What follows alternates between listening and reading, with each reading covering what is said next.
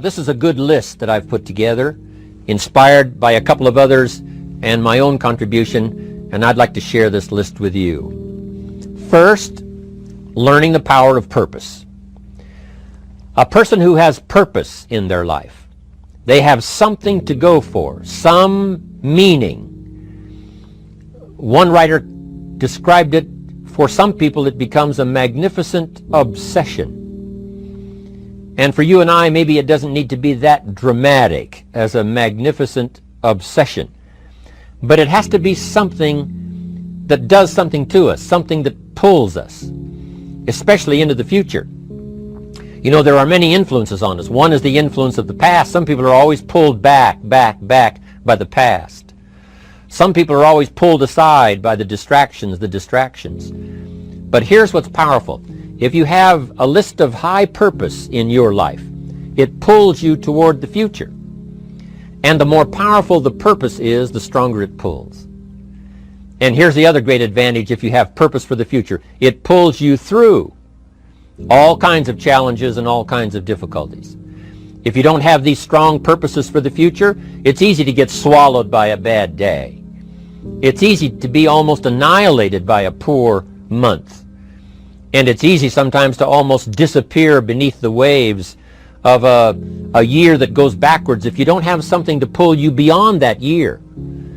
So if you want something to pull you through all kinds of challenges, all kinds of difficulties and things that come at you, you got to have something on out there, beyond today, beyond next week, beyond next month, beyond this year, that pulls you into the future. And the clearer it is, the stronger it pulls. The more dynamic it is, the more it affects your life, your spirit, your heart, your soul. It also creates imagination.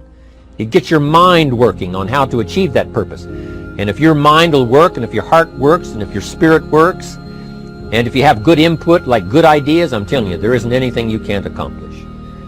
So that's one of the great powers that'll make a variable of you, and that is purpose. Here's the next one, self-confidence. Where does self-confidence come from? And this is the best advice I can give you on that. Not neglecting, first of all, the small daily disciplines. Self-confidence really comes from feeling good about yourself. And one of the best ways to feel good about yourself is at the end of the day to know that you poured it on. You did your best.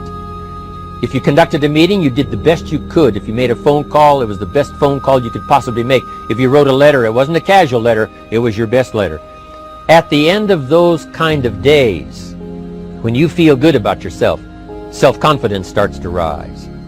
You know that if you can have this kind of a good day, you can have another one the next day, and those days become the weeks become the months, and the month becomes a powerful year.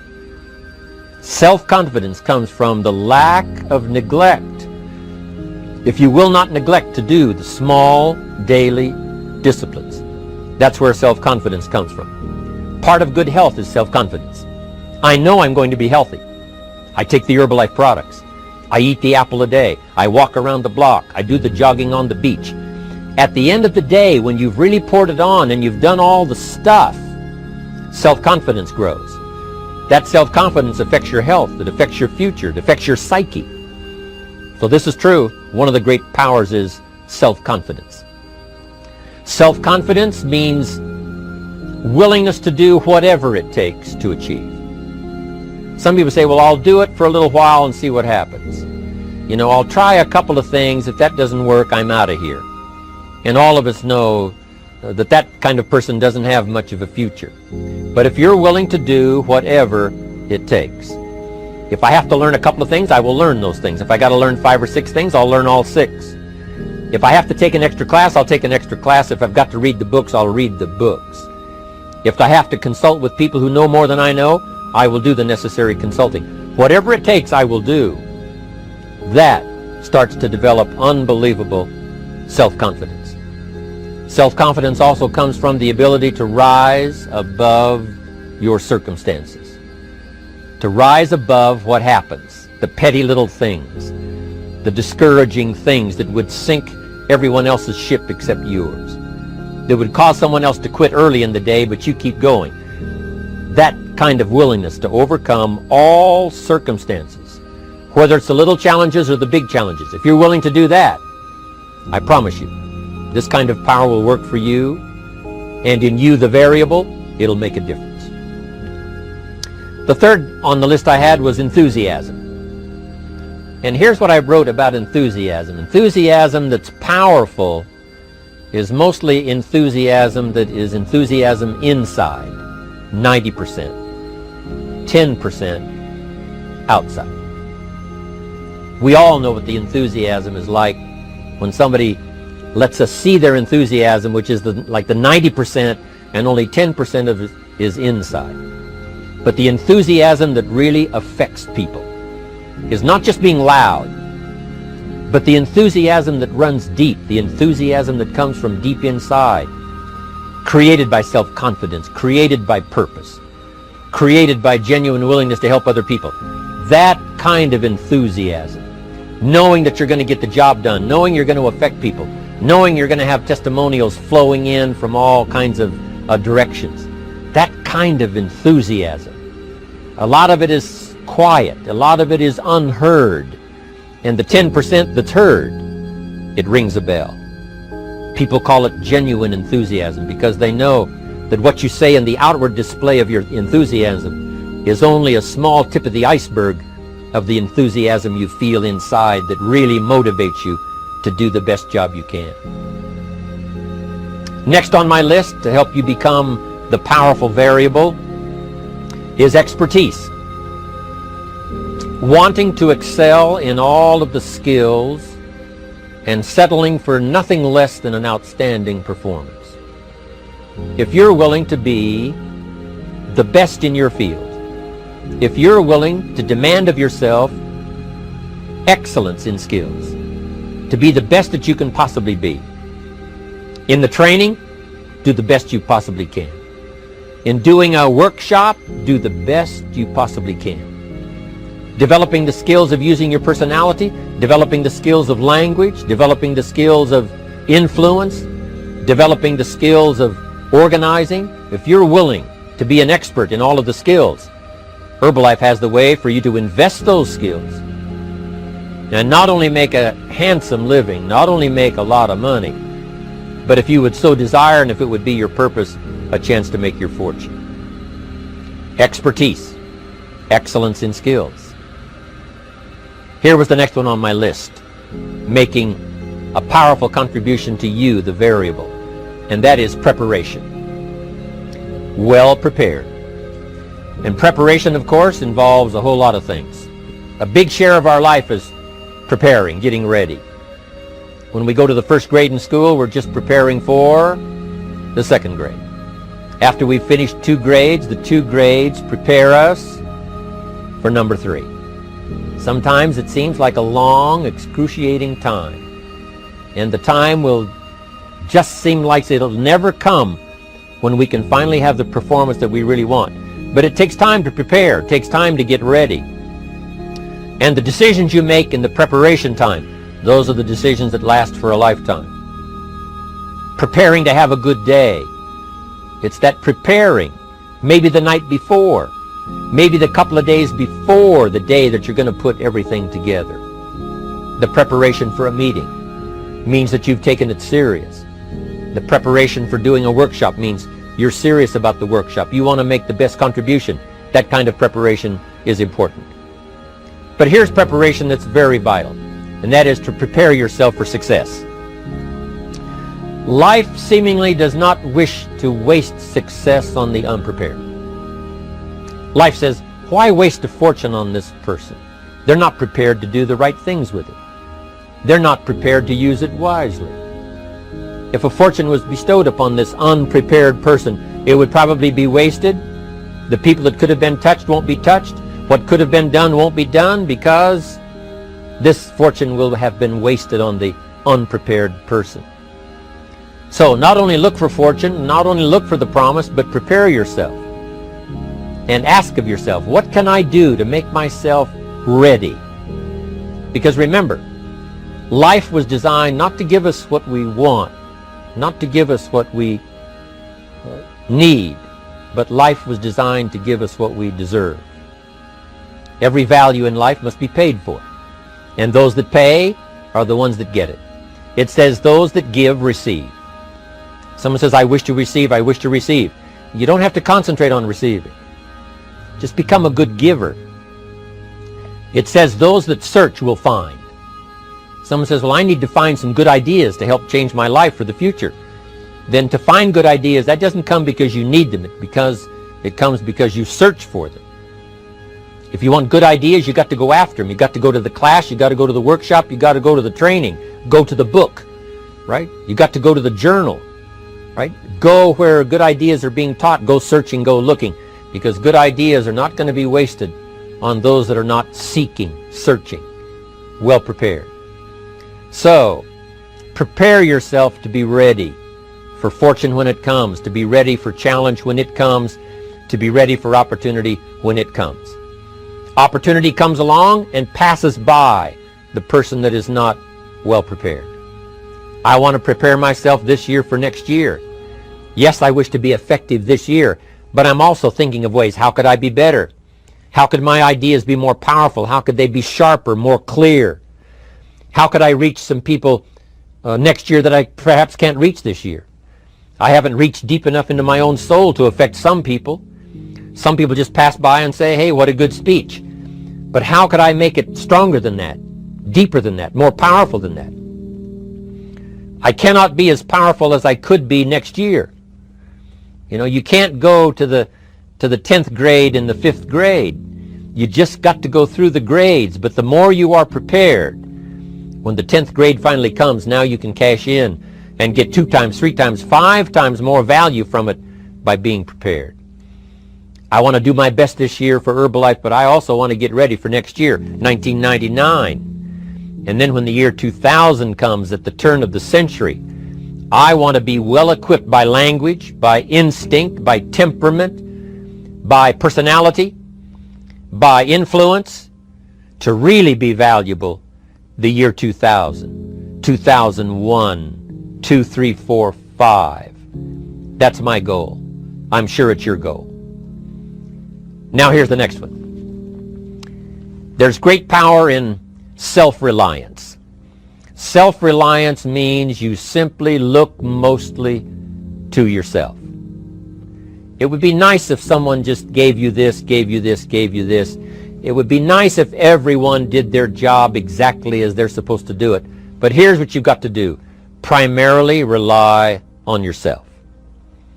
Primarily say, I'm the person responsible. And I will learn the necessary skills so that I can help people learn their skills.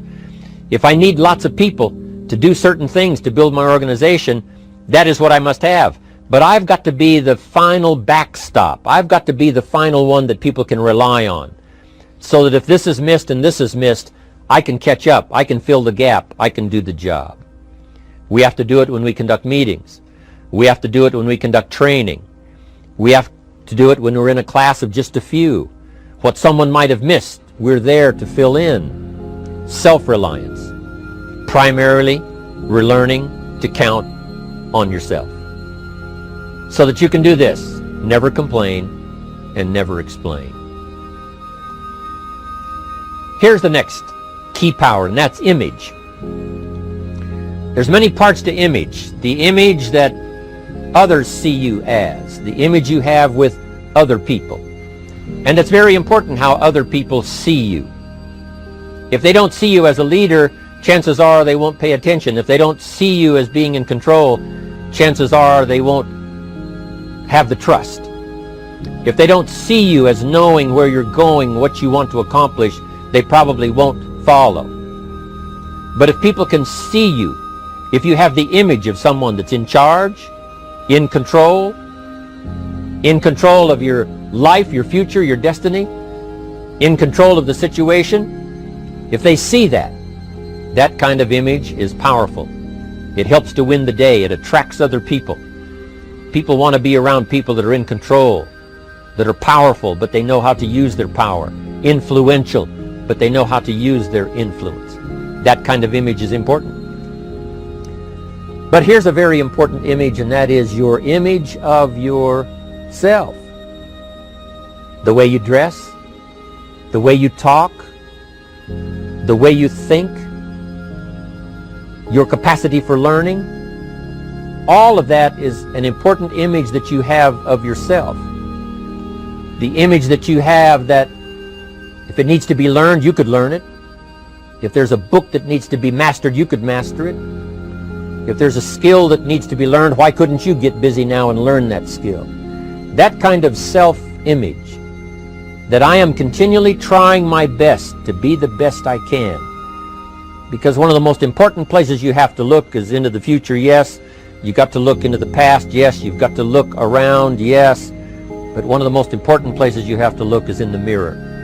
You know, how I appear to other people, that's important. But how I appear to myself is the ultimate importance. That kind of image, to where you'll develop the self-confidence, you'll develop the self-reliance.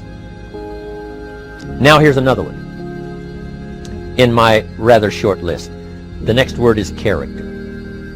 Becoming a person of high values, a person of principles, a person of honesty, a person that earns respect. That kind of character. It took character when Mark started to put the marketing system together. How can we have a system that will build in the integrity, that people will know that if this happens, then this will happen. And if this goes wrong, here's the way to fix it. Unless you have the principles and the character and the integrity to put together a viable plan for a wide variety of people, then the system is not going to last very long. And I've been around long enough, and I'm sure you have been around long enough to see a lot of systems that got started, but they failed. And the reason is because they were not constructed with integrity. They were not constructed with character. They were not constructed with doing the right thing. They might have been constructed to take advantage. You know, cash it out as quickly as possible and leave. Mark was involved when others took advantage of him all those years ago before Herbalife. When someone took advantage and didn't have the character, didn't have the principles, and didn't have the character to stay, the character to see it through, the character to do the right thing. So this is important, to develop the character within yourself, that people see you as honest, as fair, willing to do the right thing, willing to be helpful, but always willing to walk the center line, not to pass the line.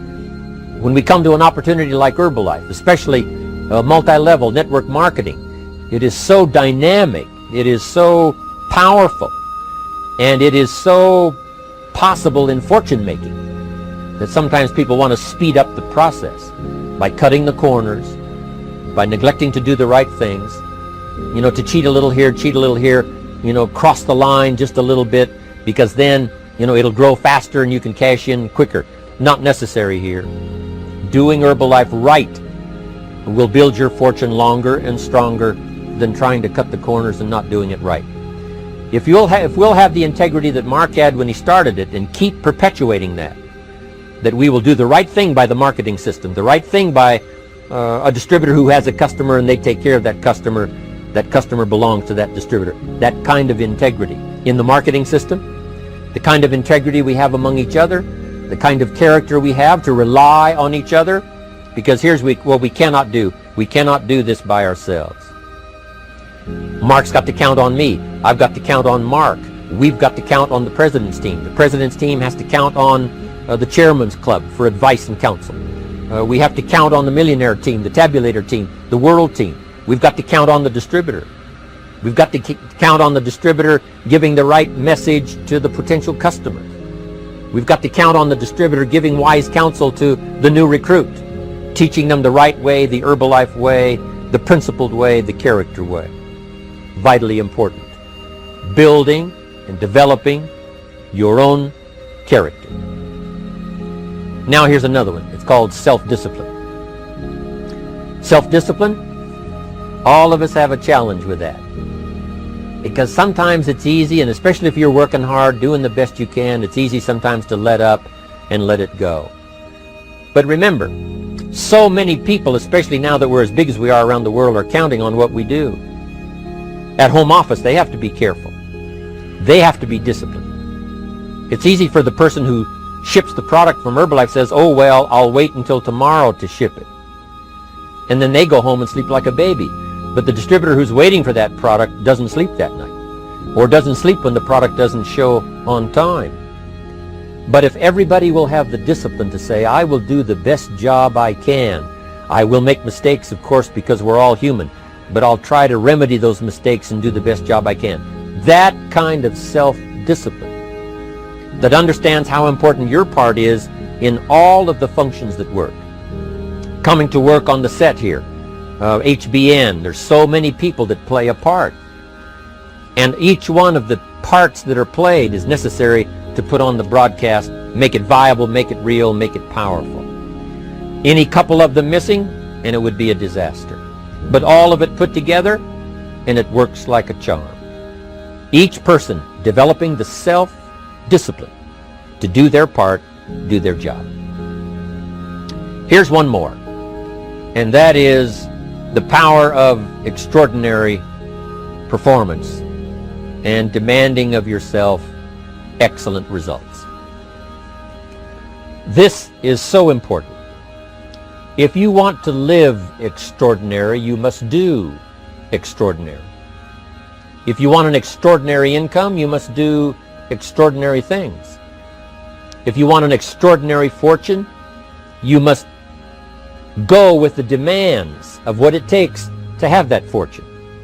Mark has made such a fortune, it's almost beyond comprehension what the numbers really are. But guess what he has the satisfaction of knowing? He earned it all. If he'd have been lax in the performance, Herbalife would not be here these 18 years later. Herbalife would have been a footnote in multi-level history. But because he performed year after year, the 3rd year and the 5th year, and the 7th year and the 10th year, and the 12th year and the 15th year, and now performing well in the 18th year, I'm telling you, that's what makes it such a viable fortune for Mark personally, of course, because he did the job. If we would ask of ourselves that kind of performance, and you've got to ask it of yourself. You know, I can't ask it of you. I would try to inspire you. I would try my best to share with you what it might taste like, what it's like to finally make your fortune. It happened for me. But here's what you must do. You must demand it of yourself. Society does not demand that you not have a heart attack. But if you want to escape having a heart attack, you must demand it of yourself. Society doesn't demand that you take Herbalife and improve your health. You have to demand it of yourself. Society doesn't demand that you jog around the block every morning. But if you want good health, you must demand it of yourself. Society doesn't demand that you read a couple of books a week and improve your intelligence and your knowledge. That you must demand of yourself. Society does not demand that you build a financial wall around your family nothing can get through. That's not a demand of society. But you must demand it, if you wish it, you must demand it of yourself. Society doesn't demand that you learn a list of 10 skills.